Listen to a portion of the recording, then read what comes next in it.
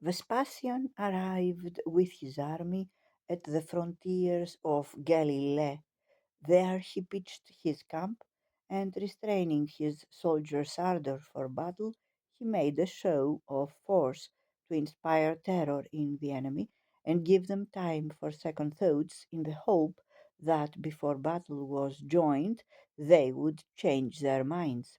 At the same time, he got ready to besiege their strongholds. The sight of the commander in chief did indeed lead to second thoughts in many and to terror in them all. The troops of Josephus, who were in camp not far from Sepphoris, seeing the war approaching and the Romans on the point of swooping upon them, did not wait for a battle, but even before seeing their opponents, fled in all directions. Left behind with a handful of men, Joseph saw that he had not got a force capable of stopping the enemy, that the morale of the Jews had collapsed, and that if they could get the Romans to trust them, the majority would be only too pleased to ask for terms.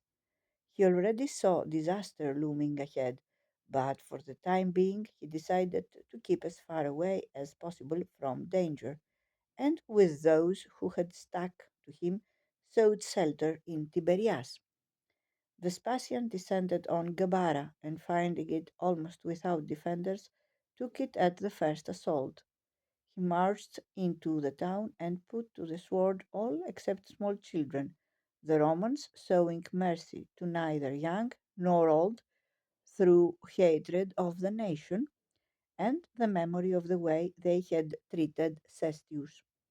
He burned down not only the town itself, but all the hamlets and villages around. Some of these he found completely abandoned. From others, he carried off all the occupants as slaves. Josephus' hurried arrival produced panic in the city he had chosen as a refuge. The people of Tiberias concluded that if he had not completely written off the war, he would never have taken to flight. In this they were perfectly right about his opinion, for he saw the inevitable end awaiting the Jews and knew that their own safety lay in a change of heart. He himself, he felt sure, would be pardoned if he went over to the Romans, but he would rather have died over and over again than betray his motherland and flout the trust reposed in him.